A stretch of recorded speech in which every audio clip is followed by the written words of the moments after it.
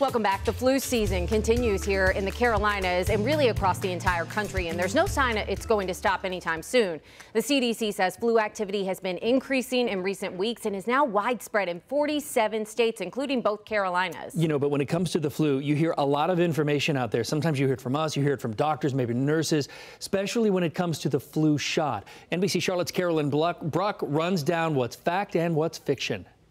Flu season is here in the Carolinas, and it's hitting us pretty hard. So WCNC NBC Charlotte went to the expert to find you the information you need to know. It's why we've enlisted Doctor of Internal Medicine, Dr. Michael Harrington, to separate fact from fiction when it comes to the flu season. Antibiotics are the most effective treatment for the flu. Total fiction. Antibiotics this day and time are considered antibacterials for the layperson.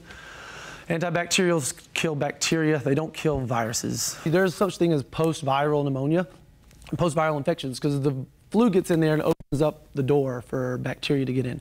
Much like you get a cut on your skin, it's not infected initially, but it can get infected. Your lungs can get infected after the flu. And you do need antibiotics, but again, that's 2 or 3 weeks later. That doesn't have much to do with your initial symptoms. And in fact, most of the time, it doesn't happen. Sometimes the flu vaccine causes you to get the flu. That's fiction. You can't get the flu from the vaccine. People react to it and you can get a little ill because you are introducing proteins to your system that aren't normal.